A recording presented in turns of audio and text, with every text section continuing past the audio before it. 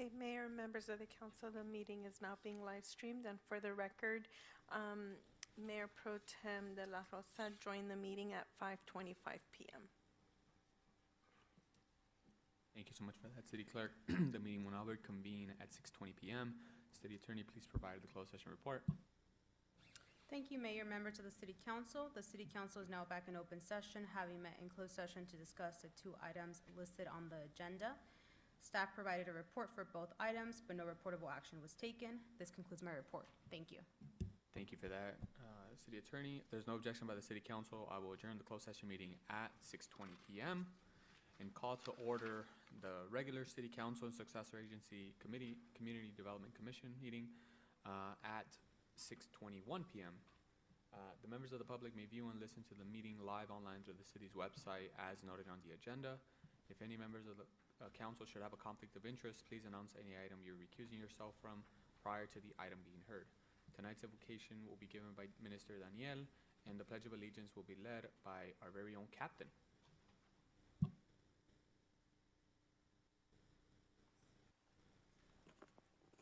Good evening, everyone. If we can stand to our feet as we come before God.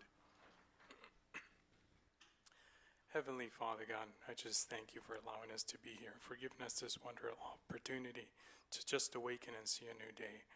Father, Lord, I pray for the program that is set for this night, and I pray that you bless the work of the hands of our leaders, Lord God, and the sacrifice they make to keep this a wonderful city. Lord, above all things, I pray that your will be done and that we may seek to do your will through the obedience of your word, as if we can accomplish this. God, you will provide us, Lord Jesus, with that prosperous and successful outcome to every program, to every plan that's in place for this wonderful city. And I also pray for the men and women, Father God, that protect us, that bring, Lord Jesus, peace, Father God, and tranquility to this city, Lord. I pray that you may keep them, protect them, and bring them back home safely, Lord. In the name of Jesus, I pray this. Amen.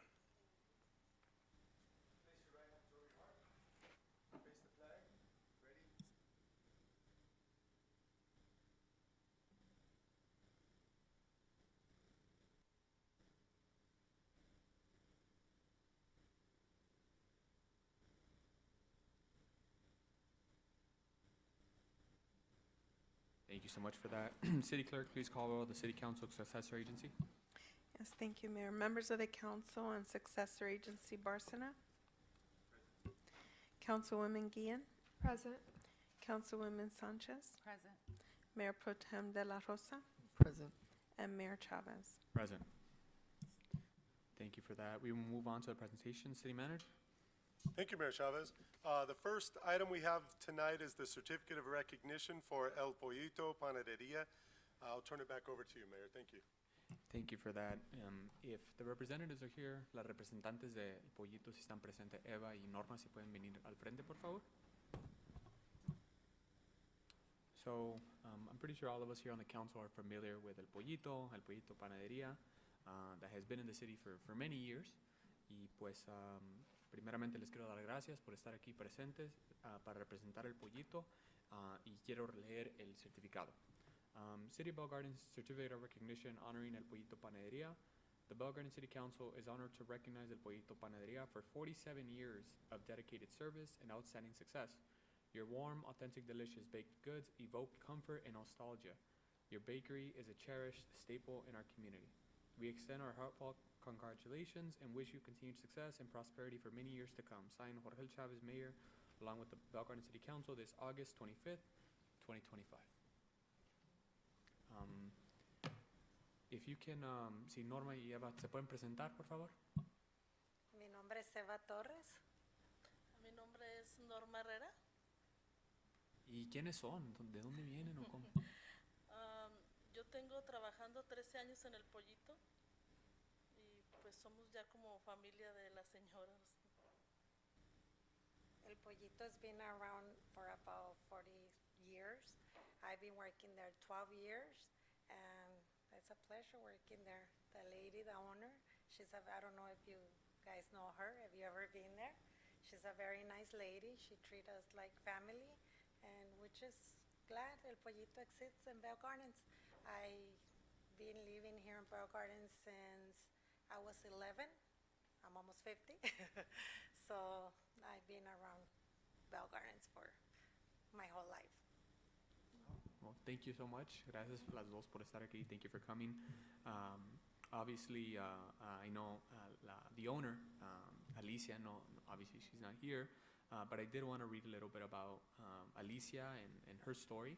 So, la dueña es Alicia Perez, and Alicia came to this country in 1951, immigrating from Guadalajara, Jalisco, where she then worked with with her aunt at a bakery in East Los Angeles here when she moved here, and her whole family has been bakers. They've been in baking in various times, and that's where her background is. Her and her husband worked hard up until 1978 when they finally opened and purchased the business of El Pollito Panaderia here in Bell Gardens. And at the end, the information that she wanted to share was that she's passionate and she is happy to be able to share that bread with all of the community here in the city. So I want to thank you, Norma and Eva, for being here, for representing El Pollito, and please also, we're going to provide this, but share those words with Alicia as well. I want to open it up to my colleagues if anybody wants to make a comment, and just your own experiences with El Pollito, which, by the way, opens at 4 in the morning. Yes, Right. we have to be there at 4 o'clock. Okay. So I have a couple more questions to both of you because obviously you work this and you're there. But before that, I want to open it up to my colleagues. I'm a lifelong member of Bell Gardens as well, so are my parents, and I think anybody that lives in Bell Gardens knows El Pollito, and they know Doña Alicia. When you walk in, she greets you all the time, and is always willing to help the community. And the fact that she's her bakery and she's been around for so long, we appreciate it here in Bell Gardens. So thank you so much, and also having wonderful customer service, coming from you guys, and just making it feel like family when you walk in. So thank you. Yeah.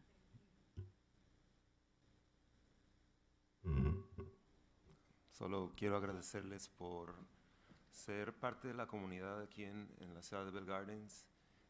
Hay muchos negocios, ustedes saben que hay McDonald's, KFC y cosas en unos lugares muy grandes, pero ustedes son algo más especial. Ustedes son algo que queremos mantener vivo en nuestra comunidad. Estoy pensando en memorias que tuve yo de ir al Pollito Bakery, y una vez después de hacer servicio a la comunidad en grupo, limpiando la ciudad, todos fuimos en grupo al Pollito Bakery, y pues eso queda bien grabado porque cuando uno entra por las cortinas de plástico y luego ve todos los adornos, la virgencita y todo, eso es único, y espero que se mantenga aquí en la ciudad de Bell Gardens por muchos años y décadas, porque cada vez más y más negocios como el de ustedes son más raros, son como una joya que tenemos que mantener viva en nuestra comunidad. Así que cuenten con mi apoyo siempre para lo que necesiten, y estoy seguro que también los concejales aquí se sienten igual de esa manera. Gracias. Norma, Eva, felicidades, gracias por servir a nuestra comunidad. También literalmente, ¿verdad? Con un panecito, ¿no? Les tengo una pregunta. De toda la variedad de panes que hay, ¿cuál es el favorito y cuáles nos recomiendan a todos? Y El- riel, se llama riel. riel, que lleva queso y guayaba, relleno de queso y guayaba. Y el croissant, que es el cuernito de mantequilla. Pero todo Todos está son bueno. buenos. Todos están buenos. Muchas gracias y felicidades. Gracias. Gracias por aportar y ser parte de nuestra comunidad, por venir y representar a la señora Alicia. Les voy a compartir, pues recientemente perdí a mi papá, pero recuerdo el próximo día, pues recibí mucha comida, pero la primera bocado que comí fue un tamal de ustedes y un panecito, y eso me alegró mucho, entonces gracias. Y de nuevo, les agradezco de todo corazón que hayan venido a presentarse, y yo cada junta tenemos un negocio, me gusta tratar de dar el reconocimiento, y de tanto tiempo mi mamá me dijo, no, pues ¿cuándo le vas a dar el pollito? ¿Cuándo le vas a dar el pollito? Y dije, me dijo ayer, me preguntó cómo te va a ir a la junta hoy, y pues les dije, ahora sí ya va a estar el pollito presente. Y luego lo que me dice, pues van a traer muestras también para todos. Eso no nos dijeron. ¿Verdad? Para la siguiente, No, no para la pensamos siguiente. en eso. Sí, yo sé yo sé que a nuestros oficiales les gusta mucho el pan. So, de nuevo, ahí para la siguiente. Y pues con eso, de nuevo les agradezco de todo corazón. Quiero que sepan que aquí el concilio está para servirles de lo que ocupen. Una cosa que dijo el concejal Bárcena, que la verdad sí es muy importante, que no quiero que se vaya, no nomás de esa conversación, pero en general es de que hay muchos jóvenes que están creciendo en esta ciudad y a lo mejor se van a otras áreas, se van a otra comunidad, se van al West Side, se van al Valle o lo que sea, a otras comunidades, se van a Orange County. Y muchas veces la idea de ir a la panadería no está disponible cercana, ¿verdad? Es una parte de la cultura que tenemos aquí en Bell Gardens. Yo considero ustedes un segmento muy, muy importante que trae la cultura, que trae la diversidad de ser latino, de ser mexicano, presente aquí en esta comunidad. Igual como los eloteros, igual como los que venden fruta, igual como todos los vendedores, ustedes son parte de esa cultura y quiero que sepan que nosotros agradecemos lo que ustedes están contribuyendo y igualmente que están inspirando a otros negocios que salgan, ¿verdad? Un buen ejemplo sería la panadería Golosa, que también acaba de abrir, que no tiene mucho tiempo, ¿verdad? Allí en La Clara y la Ira. So, de nuevo, yo creciendo siempre miraba ese sitio que no sabía qué estaba pasando allí, y la otra panadería que yo vengo en mente será la de Super A Foods, que está ahí también cerquitas. So, de nuevo, le agradezco a doña Alicia por todos los 47 años y espero que muchos más, pero les agradezco de nuevo de todo corazón que están aquí presentes. Gracias a ustedes, y doña Alicia dijo que me asegurara de decirles gracias por tomarla en cuenta. ¿Okay? Muy bien, pues. Gracias, y son bienvenidos cuando gusten. Ya dijo, pues. Ahí, a las tortas. Sí. Para los días festivos que vienen del año, siempre hacemos algo para los empleados, igualmente para a las personas, los senior centers también. Nos aseguramos de poder encargar y también obviamente para todos los departamentos y nuestros oficiales que van a hacer sus convivios. Para seguir haciendo nuevas aventuras con todos. Gracias. Son bienvenidos cuando gusten. Gracias. Bueno, pues Gracias aquí tomamos a una foto. ustedes. Gracias.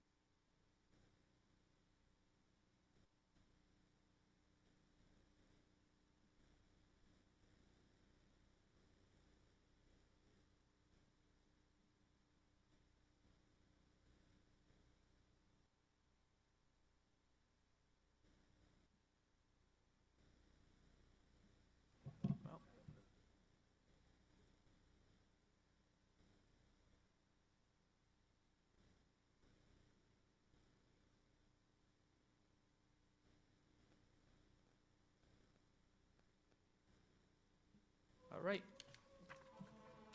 City Manager, next presentation. Yes, thank you, Mayor Chavez. The next item is a proclamation to recognize National Preparedness Month, and I will turn it over to Councilmember Dr. Francis Sanchez de Leon. Thank you. Thank you. A proclamation in honor of National Preparedness Month, whereas National Preparedness Month is in observance each September to raise awareness about the importance of preparing for disasters and emergencies that could happen at any time. And whereas in 2021, FEMA Ready campaign and the Ad Council broke ground by producing the first ever national preparedness campaign specifically targeting the Latino community for National Preparedness Month. Released during Hispanic Heritage Month, the advertisement centered around the Latino community's commitment to personal planning for occasions and family milestones as a bridge to also plan for disasters. And whereas getting prepared can be seen overwhelming, however, it is relatively easy to do once you break it down into smaller and more manageable activities, tackling one task each day throughout the month. And whereas this National Preparedness Month, may we honor all of our first responders who run towards disasters at moment's notice. Now, therefore, it be resolved that Jorge Chavez, Mayor of the City of Bell Gardens, with the City Council, do hereby proclaim the month of September 2025 as National Preparedness Month and encourage all residents of Bell Gardens to prepare an emergency supply kit, a family emergency plan, and educate themselves about the potential disasters that could happen at any time. Proclaimed this 25th of August 2025, signed by the Mayor and City Council. And here it is. Thank you for that, Ms. City Manager. Next presentation. Thanks again, Mayor Chavez. The next item is a proclamation honoring Deaf Awareness Month, and I will turn it over to Councilwoman Isabel Guillen. Thank you, Mayor. A proclamation in honor of Deaf Awareness Month. Whereas Deaf Awareness Week was first celebrated by the World Federation of the Deaf in 1958. This event is also known as International Week of the Deaf, commemorating the first Congress of the World Federation of the Deaf, which took place in September 1951. And whereas the deaf population includes a wide range of individuals, from those who were born profoundly deaf and use American Sign Language as a primary means of communication, to those with a degree of hearing loss who use hearing aids or other forms of amplifications and communication modes. And whereas the City of Bell Gardens benefits from the many contributions of deaf, blind, and hard of hearing residents throughout the city and the state of California. And whereas people who identify as deaf belong to a cultural and linguistic community with shared language, social norms, rules of behavior, and history. And whereas we are enriched by the diverse and unique heritage, language, and culture of the deaf community. And whereas it is important to ensure that deaf, blind, and hard of hearing individuals have equal access to the many benefits and opportunities available to hearing individuals to live, work, play, and communicate in Bell Gardens. And whereas the purpose of Deaf Awareness Month is to increase public awareness of the issue and the culture of people who are deaf, and to promote equal access to information and services for deaf individuals, and to educate the public about the misconceptions of being deaf. It is also an opportunity to learn about the types of educational programs, support services, and resources available to deaf people, as well as to individuals who are deaf, blind, or hard of hearing. Now, therefore, be it resolved that Jorge Chavez, Mayor of the City of Bell Gardens, with the City Council, do hereby proclaim September 2025 as Deaf Awareness Month and encourage all citizens, businesses, public, and private agencies to join in observing the month in honoring of persons who are deaf, blind, and hard of hearing. Proclaim this 25th day of August 2025. And here it is. Thank you so much for that, Councilwoman Guillen. All right, we will now move on to public participation for items not listed on the agenda. Public participation is now open. City Clerk, please announce the instructions. Thank you, Mayor. Members of the public will now have an opportunity to speak on items not listed on the agenda. Please state your name for the record. Each speaker is limited to 3 minutes, subject to an overall 30-minute period. Callers wishing to make a comment may do so at this time by dialing *9 from your phone, and when instructed, dial *6 to unmute yourself. Individuals joining through Zoom may request to make a comment by using the raise hand feature and select the unmute or microphone icon when instructed. We will first hear from speakers that are in person, and we did not receive any written communications. I'd like to call up Jasmine Gonzalez.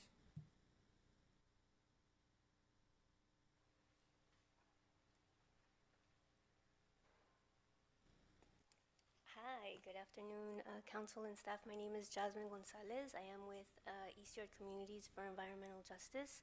I'm a community stability organizer and have been since 2020.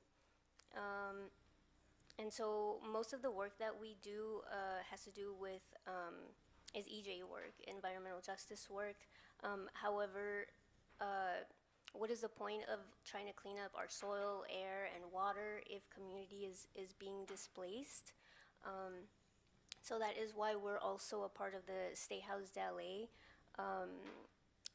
program. It's a countywide program. We support tenants and hold tenant workshops monthly and connect tenants experiencing evictions to attorneys. And so the reason this program came about is because attorneys in the area were noticing that tenants experiencing an eviction would come in with an attorney less than 10% of the time, while landlords would come in with an attorney over 90% of the time.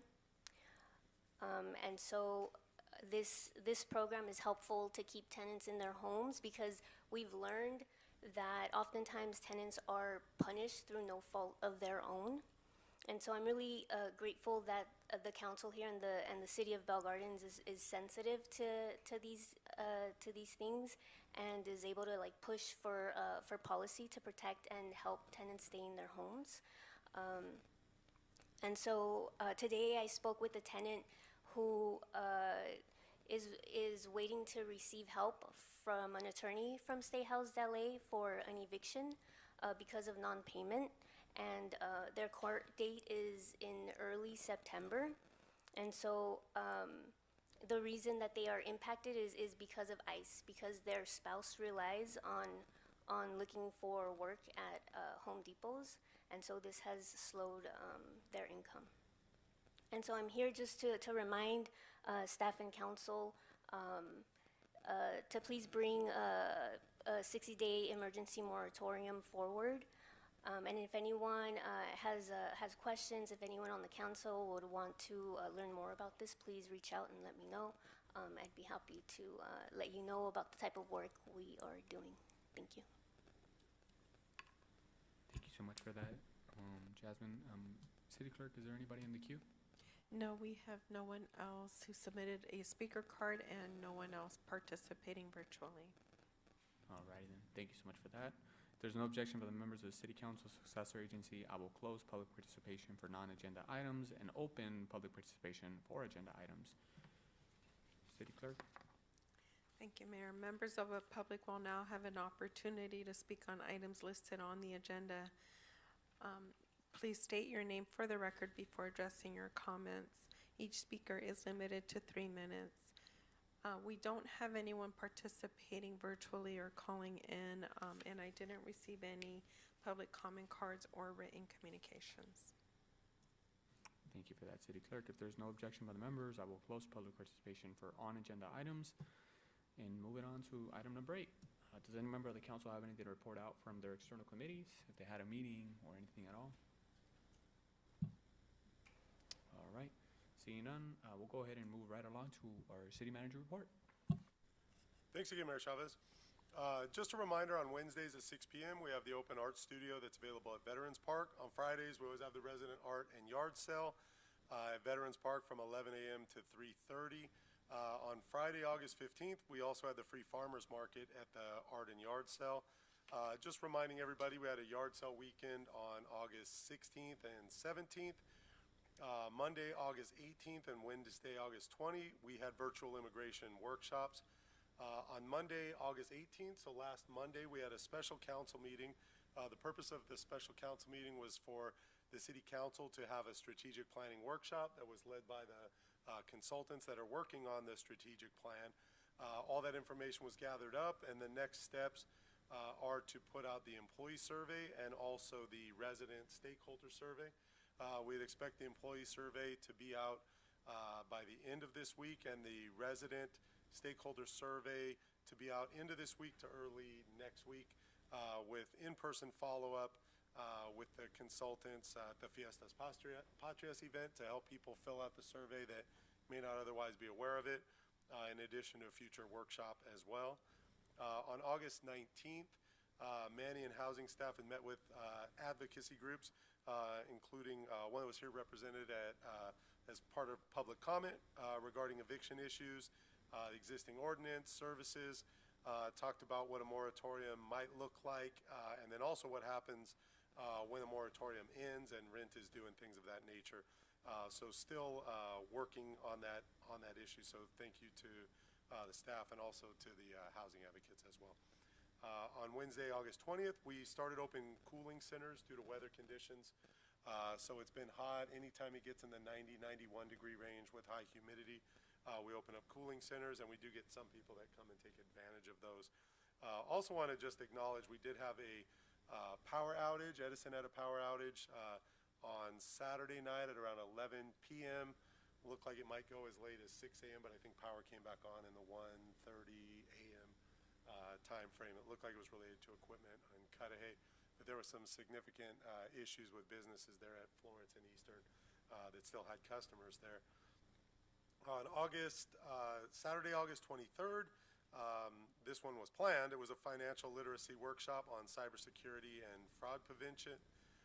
And then moving forward, tomorrow we have another virtual immigration workshop at 10 a.m. If you just go to our calendar, either use our app, Bell Gardens Connect, or just type in Bell Gardens Calendar, click on Tuesday, and you'll see a QR code. You can RSVP or just see how to attend that event. Want to make sure everybody knows on Monday, September 1st, City Hall is closed for Labor Day. Labor Day is in recognition of unified labor and the work that they do within this country, and the day celebrates them. On Friday, September 5th, that's next Friday, the Art and Yard Sale will also include the free farmers market. So there's always a bonus there twice a month. And then I just always want to recognize on the consent calendar, there are a few items there. These would be of interest to residents, businesses, any stakeholder of Bell Gardens. So there's some green curbing. The intent there is to assist with parking flow and also traffic safety sightline on Eastern. We've also got on consent an MOU with Metro for transit reporting. That transit reporting results in about $85,000 worth of transportation funding. And then I think the one that is the most exciting is actually, before I go to that one, sorry, I'll go to less exciting, no offense, Bernie, is the purchase of a budgeted truck for Public Works. So this is to replace an older hybrid vehicle, and that truck was used for city facility and park maintenance projects. So that is exciting, but not as exciting as the next item. It was the purchase of fitness equipment for the new aquatic center fitness room.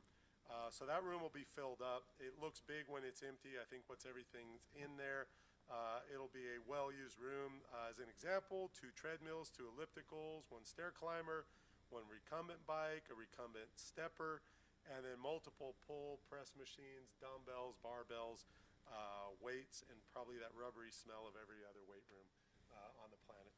So with that, I'll thank you, Mayor. Thank you for that incredible report. I'm calling it. I'm going to be on that Stairmaster.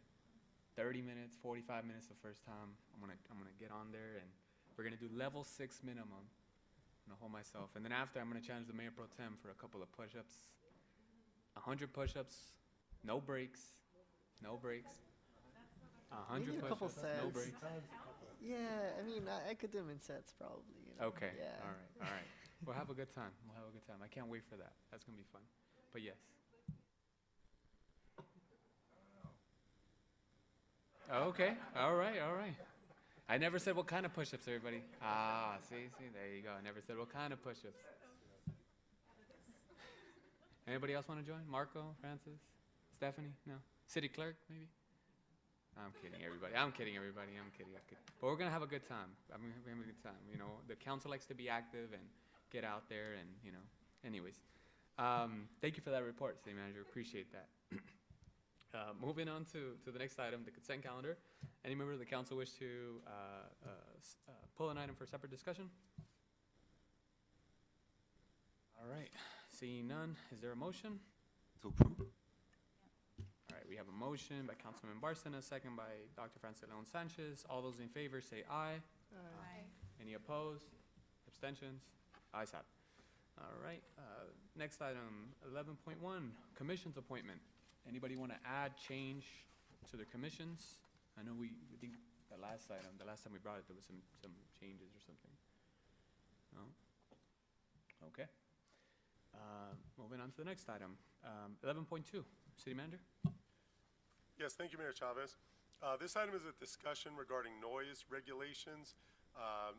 This was a request from Councilmember Guillen regarding noise complaints, generally particularly related to music, whether that's at parties or concerts, quasi-concerts or non-permitted concerts.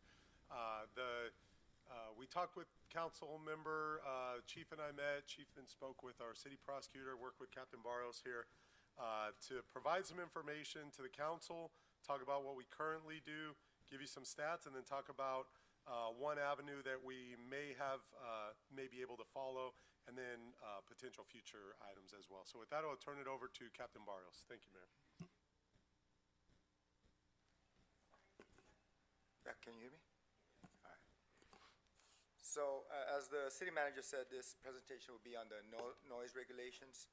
So just to give you a historical background, on June 22nd of 2009, City Council adopted Ordinance 817 to address the following issues, mainly the complaint of loud music and or party disturbances. So in the past year, these calls have accounted for 3.5% of all calls for service. 10 of these calls were from the same location within a 24-hour period. And then these calls, on average, because they happen mostly on the weekend, so on the weekend, that number spikes up to 6% of the total calls for service on the weekends. These calls are generated by the residents. BGMC section 16.24 010 and 16.24 340 under the chapter of 16.24 noise regulations. The Bell Gardens Municipal Code 16.24.050 addresses the loud music from 10 p.m. to 7 a.m. Any complaints outside of that time frame is something that will require a resident to become involved in order for us to address the complaint. Without the aid of the resident, officers are not able to issue a citation. This is kind of a breakdown from August of 24 to August of 2025. In 6 months, we had 362 calls for music, 663 for the year. And just in comparison to the total amount of calls that we get in the 6-month period, it's 10,462. And then for the 1 year, it's almost 20,000 calls for service that we get. That's how we get the percentages on the previous slide. Historical background continued, 16.24, 16.25, and 1.16. Ordinance 817 added Chapter 25 of Title 16 of the Bell Gardens Municipal Code for the cost recovery for police services at large parties and enforcement. Describes the methods of handling these types of calls for service, provides officers with the ability to issue the notice of loud music / party violation. The ordinance describes the process on generating, issuing, and processing the notice of loud music / party violation form, which I'll show here in the next slide. The process of ordinance number 817, residents will get a warning on the first response to the loud music. A second call within the same 24-hour period will result in the issuance of a $75 citation. Any subsequent response in that same 24-hour period will result in another $75 citation for a max of $300 for that 24-hour period. Section 16.25.010, the collection and cost of a special police assignment. Copies of the paperwork forwarded to the finance department, and then all fees shall be collected within 30 days.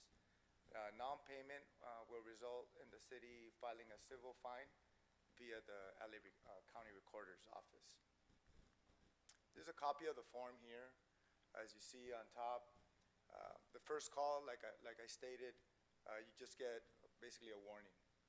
You check off the box on top, you put the location, and then there's a section where you fill out the responsible party or the responsible person for that party. You fill it out, they sign it, the officer signs it, they date it, and it's just a warning at that time. Any calls after that, like a second or third or fourth notice, as it's stated here, it's just a check-off box indicating that the officers had to respond for a second, third, or fourth call for service. So when talking about how we handle these calls or the infraction compared to the misdemeanor, BGMC 16.24.340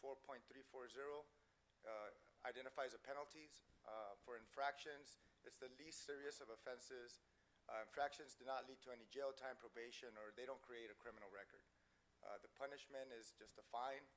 It avoids a court system, no judge, no possible probation, or from the court system. Chapter 1.16 addresses the administrative citations and penalties. This practice is known as the administrative process for us, which is what the city currently follows. Now, there is a misdemeanor section in the Bell Gardens Municipal Code 1.12.010, subsection B. So this would describe the misdemeanor. A misdemeanor is more serious than an infraction. If you're charged with a misdemeanor, it will create a criminal record. Misdemeanors carry different punishments depending on the seriousness of the offense. Generally, misdemeanors carry up to 1 year of jail sentence as well as a fine. Because misdemeanors can result in jail time, you will see a judge. Misdemeanors create a formal court process to determine possibility of probation. That just outlines the misdemeanor portion. As I stated, we handle these types of calls with the infractions or the administrative process. So how are these calls generated? The reporting party calls dispatch. Dispatch goes ahead, they create a call for service, and they dispatch a minimum of 2 officers to the call. The officers determine if the violation is present or had occurred. Per the Bell Gardens Police Department form guidelines, the officer will fill out the form. The officers can also issue a citation, and the police department's record department will finalize the paperwork, and then they will forward it to the finance department. Now, here are some of the pitfalls with regards to the administrative process that I just described. Most Bell Gardens Police Department forms only reach the first level. So, generally speaking, we don't really get that second call. Fines that reach the violation level usually are not collected. So that's another pitfall of that process. So the current infraction system does not really deter people from violating the section, which is why we're looking at alternatives and working with the city prosecutor for that. Only 2.5% of those music calls resulted in a second notice, or a violation, if you will. Bell Gardens Municipal Code Chapter 16.24, noise regulations. This kind of just outlines what a general noise regulation is. So it talks about the locations, volumes, hours, and registration. Chapter focuses on radios, televisions, vehicles, hawkers and peddlers, drums, noise-making devices, schools, hospitals, churches, animals, machinery, construction equipment, amplified sounds. The general plan for noise element, the general plan focuses on noise-related issues that could impact residents in the community and establishes policies to try to mitigate noise. The element also includes an acoustical scale. It's kind of a chart to measure decibels, and as you see here in the next slide, what's the thresholds basically of what would be considered a threshold of pain, a lethal threshold of noise. So it's just a decibel chart to kind of help you guide us to what is acceptable and not acceptable.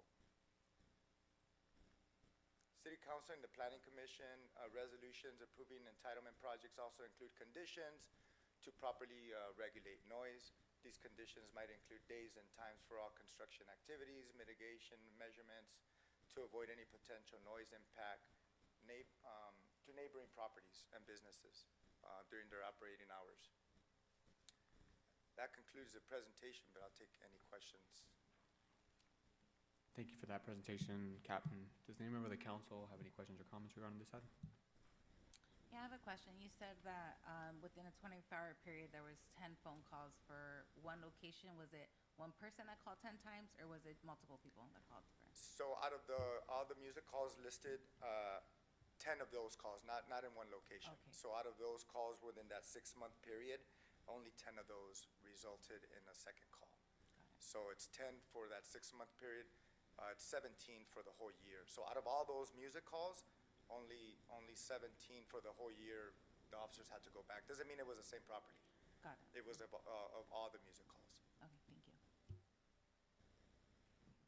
Anybody else have any questions or comments regarding this? Mayor, if I can maybe add, as the captain mentioned, we're currently processing these as infractions with low monetary fine on them. We're working with our city prosecutor to look at that misdemeanor possibility. That would put the noise infractions more closely aligned with the, I'm sorry, not infractions. That would put them more in line with the same types of fines that are assessed on fireworks. They're in the, I think fireworks start at $1,000 and go up to $4,000. But I think the police department has heard when they go out to calls, if it's $75, you may just come out, they may just continue playing the music because it's going to be $75. So and I know sometimes there's been a little bit of a criticism, well, how many people have been fined $4,000? There is some value in a police officer, I think in talking with the chief, and I think him in talking with the captain, and if an officer goes out on a call and somebody says, well, what happens if you come back out again? And you say, it'll be a $75 fine is different than if you say, it'll be a $1,000 misdemeanor. Whether you actually end up filing tens or hundreds of misdemeanors, there's still value to that, I think, to the officer on the street being able to honestly give that answer that is a potential consequence. So maybe instead of 17 return calls, you'd only have 10 or 11 because the threat of the misdemeanor may be more significant. So we're still working with the city prosecutor on that to potentially bring someone back to council that's stronger than just a $75 administrative fine to come out and write a citation. Just to clarify, the $75 a processing fee, so that's the fee that the police department charges for processing. So that is also part of our fee study that's being conducted for the city right now. Those fees are currently from 2009, I believe.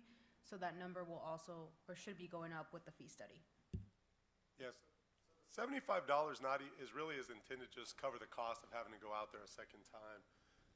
Like with the fireworks with $1,000 or $4,000, it's meant to actually have a deterrent effect. So instead of just paying the $75, which was the cost to have an officer come out, the potential of a $1,000 misdemeanor might be more of a deterrent because it's not just $75. If you've got a party with 60 people, if everybody throws in $1.25, you can cover the second call. If it's $1,000 in a misdemeanor, it may be a different story. City Manager, you're correct. So right now, the administrative process includes our finance department, where they haven't really been successful in collecting some of those funds. And like you said, $75 for a maximum of $300 it hasn't really been proven to be a deterrent. Whereas if we explored other options, maybe now we could include the court process, which would most likely or probably deter people to continue with the noise. So just to be clear for the council, so that's something that we're still working on that would have to come back to the council for any type of future adoption. So really what we're doing is working with the city prosecutor just to see if existing municipal code allows such misdemeanor and a $1,000 fine for noise. If it does not, then we would come back to council with some other options to adopt something similar to that as well. In the section under the pitfalls of the current system, it states that, like you mentioned right now, the fines that reach the violation level usually are not collected. And is that more so because people are not, they just brush it under the carpet and just forget about it? Or, do we have a system where we follow up, to these violations? Well, I got one example I'll give you. So let's say the officer goes out there, makes contact with one of the partygoers, but it's not necessarily anybody connected to that property, and they decide, hey, I'm the responsible for that evening. Well, there's no real way to track them down after. So if we attach the citation to the property, the owner or whoever the resident is could say, well, that wasn't me, and God knows where that person is now. And that's one of the reasons why they haven't been able to collect some of the fines. Thank you. How many fines have you guys done in the last year? 17. Do you know how many fines you guys have done in more time than that, like 5 years or something? I don't have those numbers with me today, but I could definitely provide those when we have future discussions. Because if there's 17 fines in the last year, I'm just worried that we're escalating this. Talking about a misdemeanor, that's like someone that assaults another human being by slapping them in the face or, you know, taking a violent action against them. I'm all for, you know, allowing our people to have some rest so that they can go back to work the next day. Like, I've actually brought items like this to the council before. You guys remember that, right? But to be thinking and actively working on criminalizing our residents farther, that just makes me a little panicky, honestly. I feel like, I mean, I don't know how long we've been working on this in thinking about like this misdemeanor charges for people just having like a quinceañera or like a baptism. But I just want to kind of ring the bell a little bit and say, is this really what we're spending our time doing as elected officials? But again, I don't mean to blow it out of proportion either. I appreciate that you guys are bringing it back, but 17 instances in a year sounds like it's not enough to really escalate things, in my opinion. But I appreciate everyone's work. And Councilmember, I think, well, go ahead, Captain. Well, so just to give you a little perspective, so the penal code section, there's a 415 penal code section, which is a disturbance, includes fighting and other things like that. There is a section that is a misdemeanor in the California Penal Code that would require a resident that is the complainant of that call to get involved and actually fill out a citizen's arrest form. And there is that in the penal code, but yeah, so that's why this is up for discussion. Yeah. And I also wanted to ask, I know in the first slide or something, there was a bullet point there that said that you guys needed the involvement, I guess, to take action. Is that what you're referring to with the misdemeanor portion of it, or is it just in general? That is in general, as well as the misdemeanor portion of it, because of the times. Anything outside of the time period of the Bell Gardens Municipal Code requires a different avenue to be able to address those issues. Councilmember Barcena, just for the rest of the council, some of the exercise that's gone into reviewing this item I think has been helpful, kind of force us to dig into the municipal code a little bit and talk with our city prosecutor to just understand some of this misdemeanor section that already exists within the municipal code and to see whether it even is applicable. And I think the way that we looked at this and the reason that we're bringing the councils to discuss it to see if that's even applicable. If it's not, you know, we would bring options. That something, I think the goal here would be, and I use the fireworks as an example, where having the option to reference honestly the potential of a misdemeanor or a fine without actually, you know, citing somebody for it, there might be a benefit there as well. But I understand that the caution that the council would have to have, because if there is such a misdemeanor and a fine, the police department would have the authority to do the citation and issue the fine, and the person would have their appeal process and that. But at that point, the ship would have sailed a little bit to Councilmember Barcena's, you know, commentary there. So we will for sure determine with the city prosecutor whether that $1,000 misdemeanor, just so we know and so the council knows whether that could even be applied for noise complaints. The prosecutor's kind of gone back and forth a little bit on it. And then If it's not, the second part would be come back to see if the council wants to do anything different. And if it is applicable, we would come back to the council before there would be any intent to, utilize that part of the municipal code. So really, it's been an exercise of understanding what is it we're doing currently, what do the stats look like, what other options are there. We started looking at these options before we really look at the stats either, though, just so we understand what's already there. The final comment I would just make is the chief had shared with me 2 stats on service calls for noise complaints. Over the last 12 months, I think they were in the 6,000 range for the last year, and I think during the COVID period when people weren't able to congregate in, nightclubs and concerts and things like that, I think the calls were up to around 9,000 per year back at that time. So they've come down a little bit from that point. So we haven't spent an exhaustive amount of time, but really want to understand what's already there and is there any tools that we're not currently using. But before anything would be changed, we would come back to council. Thank you for that, City Manager. Anybody else want to jump in on this discussion, which is a great discussion, by the way. I appreciate it. Okay. Thank you.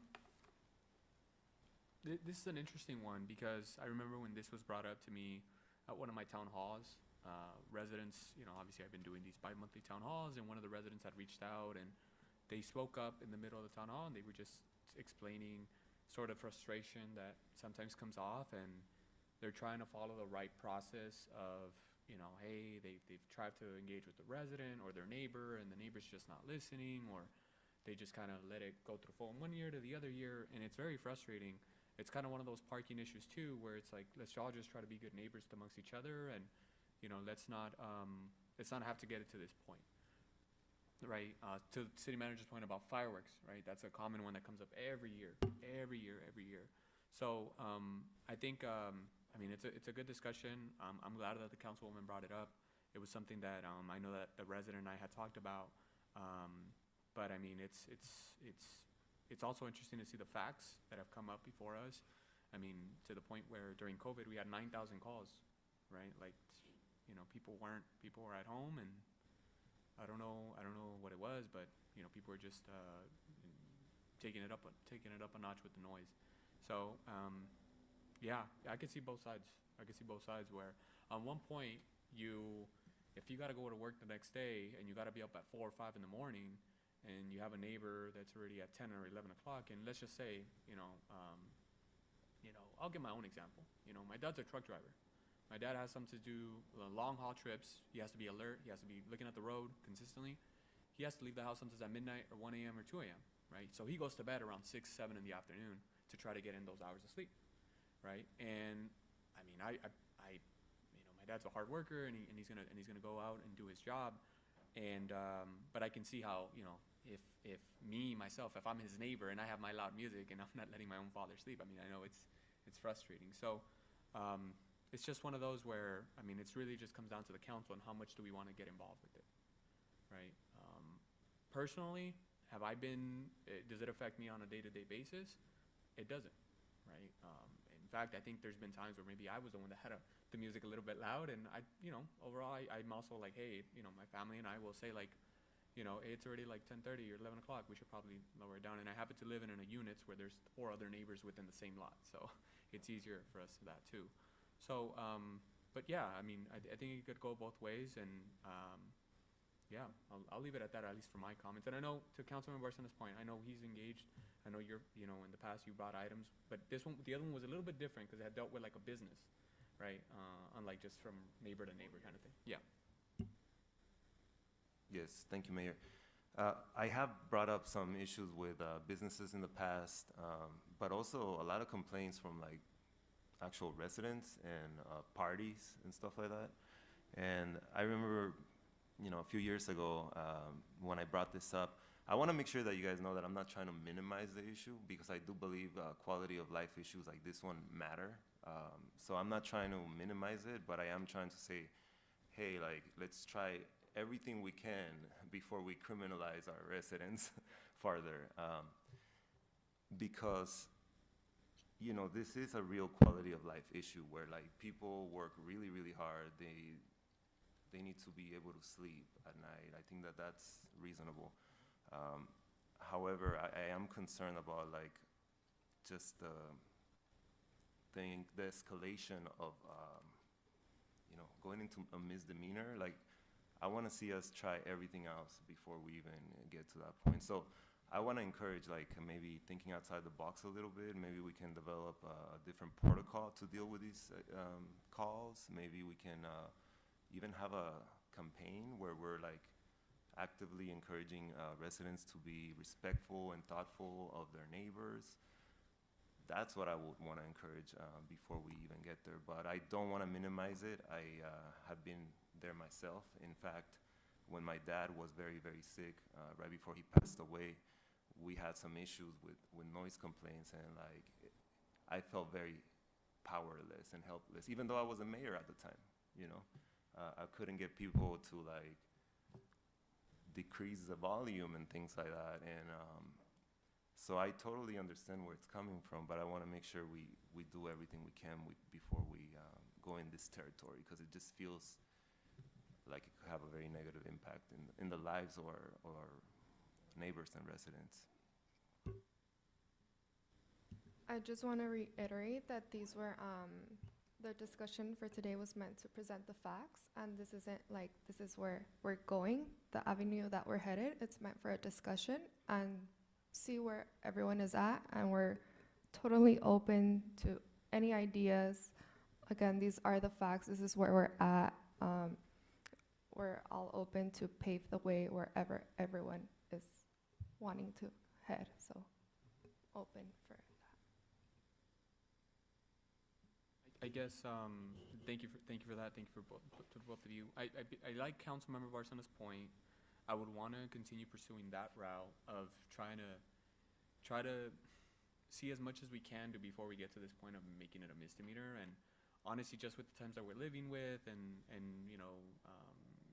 with the government and folks going after our communities and stuff, I just feel like it's very delicate. I think to that point too, I don't think any of us on the dais want to be in these situations where we had to call the police because of our neighbor, or none of us want to engage with that, and I would hope that none of us are dealing with that at this moment, right? Because for the ones that have dealt with it, it's very frustrating. And to the Councilman Barcena's point, it's you feel powerless, right? So the ideal thing would be, okay, well, let's not approach a misdemeanor then. Well, what other thing can we do? Can we increase the fines, right? And we'll say maybe, right now when they go and they're giving them a measly fine that's less than $100, it's not going to affect it. Let's just say we decide and we go around and we say, well, let's do $1,000 fine. And maybe that'll be a way of them to try to mitigate it'll be a sort of another tactic, a deterrence for Will, that's like, hey, now they're actually going to turn down the volume because they know that if they come back the second time, it'll be another $1,000 fine. The issue that we run into now is the sort of gap that there is of where, let's just say they do issue the warning, but then there is no follow through, or that person that you gave the warning to is no longer there, or how do you even follow that path?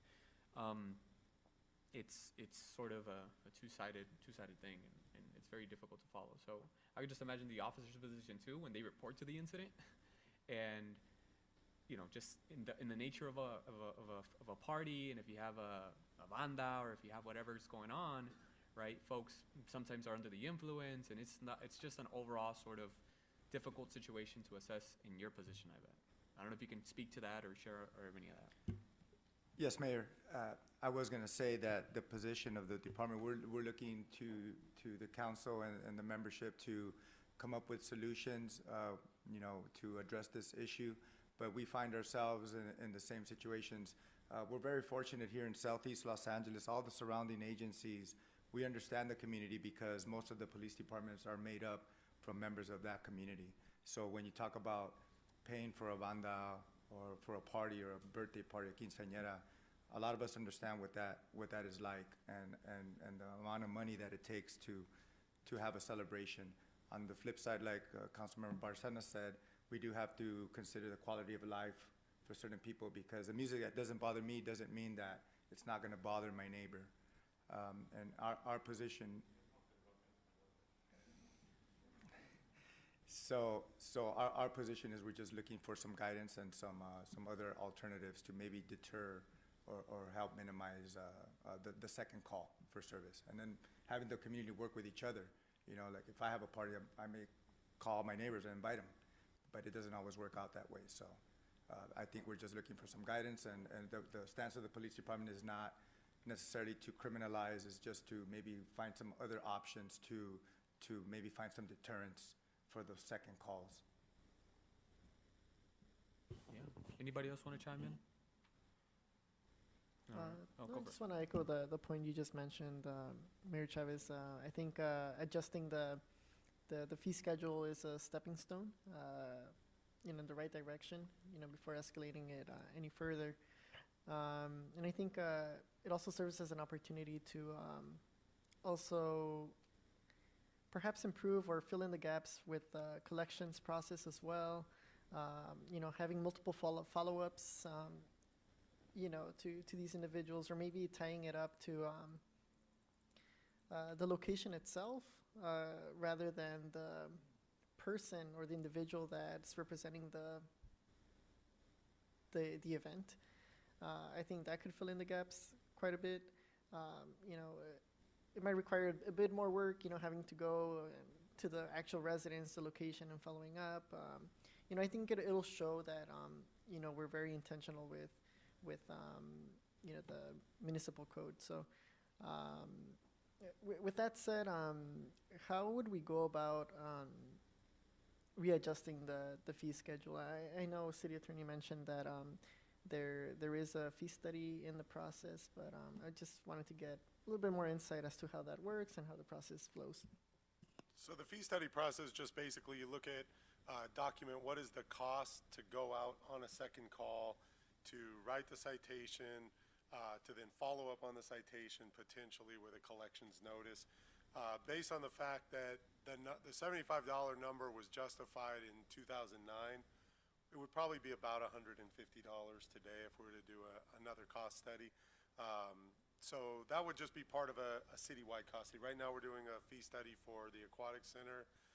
We did do a fee study for the citywide back in around 2019 or 2020, but most of those fees were set aside at the moment. I think the council didn't want to adopt the fees, but it would probably be in the $150 range. So that's something we can look at again and bring back to council, along with potential other fines, something like that.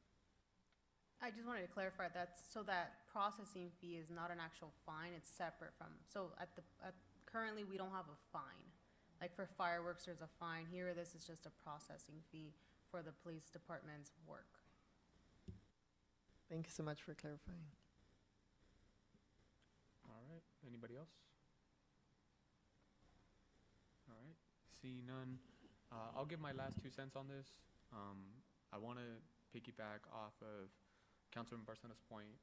I think that it'd be great if the city, or if we take it amongst ourselves and be good citizens to each other, be good residents to each other, and let's allow us to just sort of engage and just try to keep the peace amongst ourselves as neighbors, right?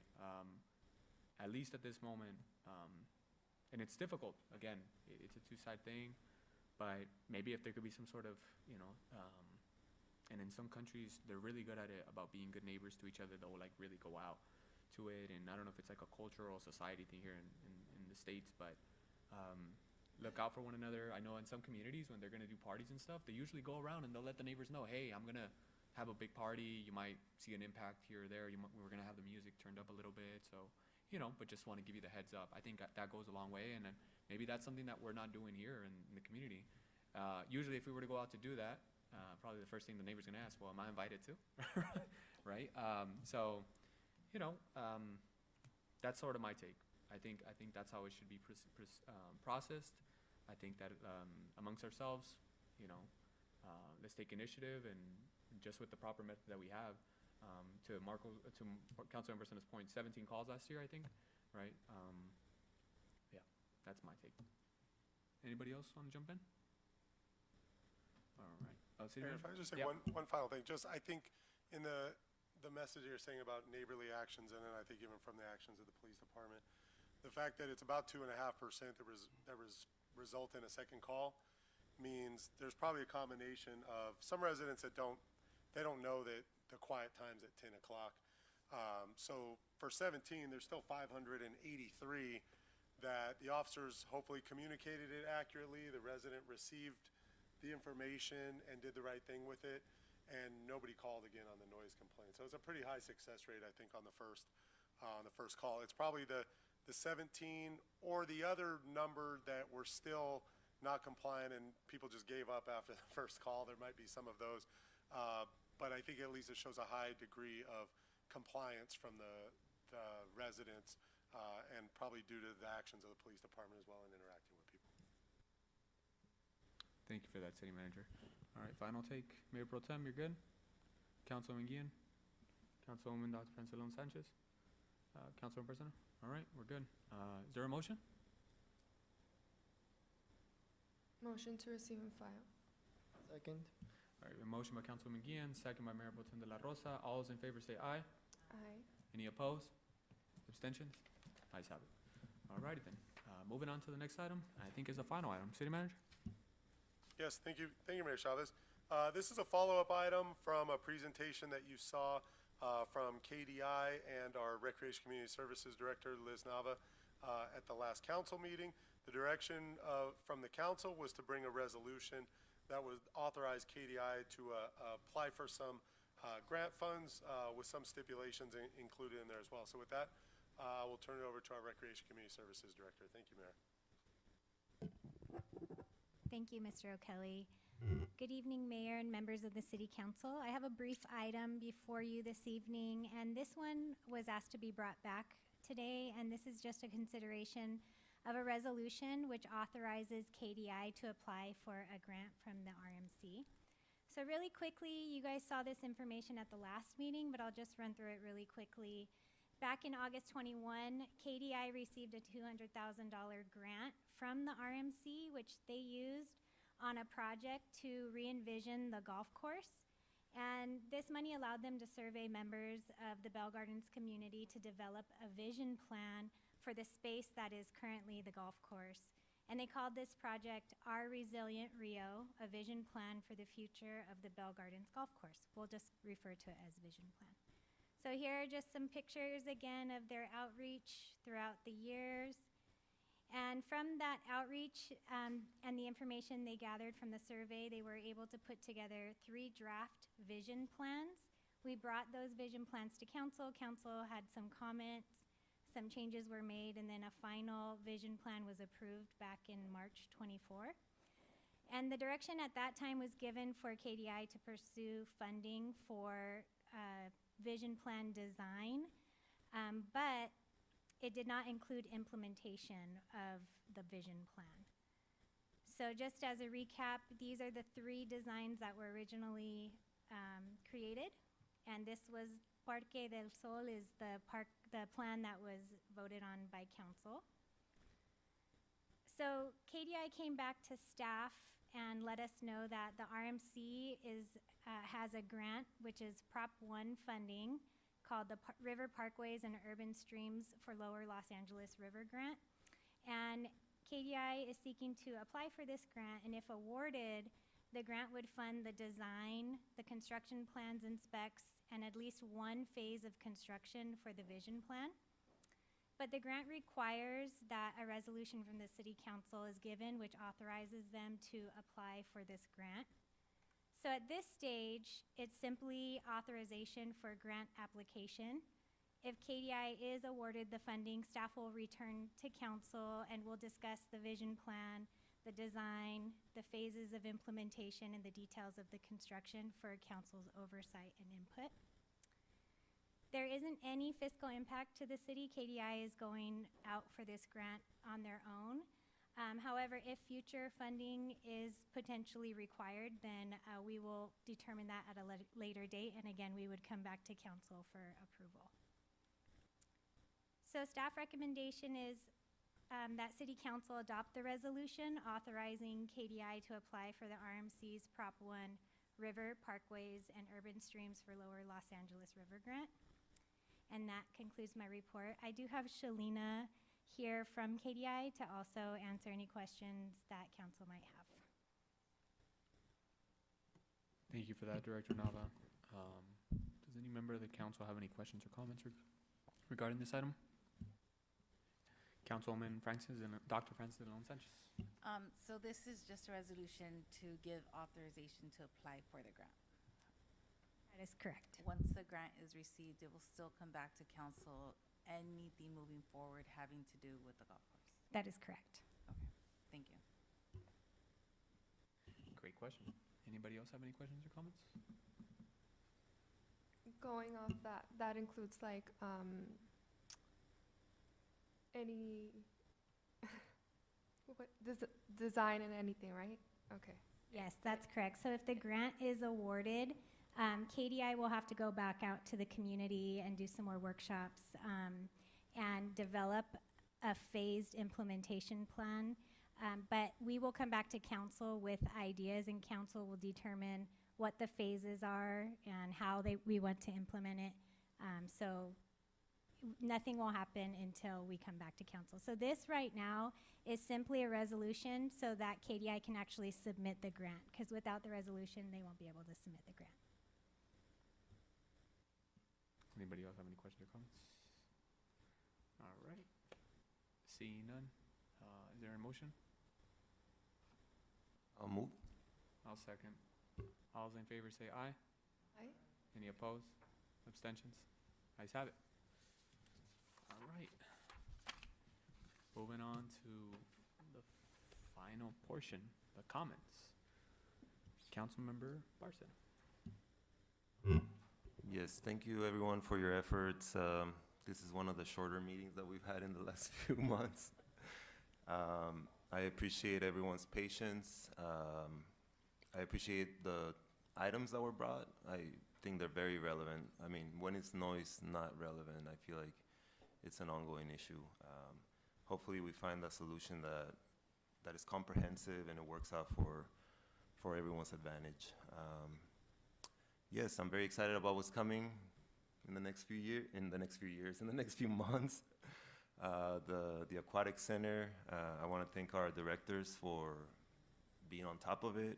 Thank you so much for bringing this to fruition, also to the city manager. And yeah, are we ready for the Fiestas Patrias or what? I'm ready. Saco la tejana. All right, you guys have a good night and thank you again. I'll pass it over to Councilwoman Guillen. Good night, everyone. That's it. And just honorary guest, Captain. Thank you so much for accompanying us tonight. Thank you so much for that. Pass it over to Councilwoman Dr. Francis de Leon Sanchez. I just want to thank the residents that have reached out to me the last 2 weeks on various issues.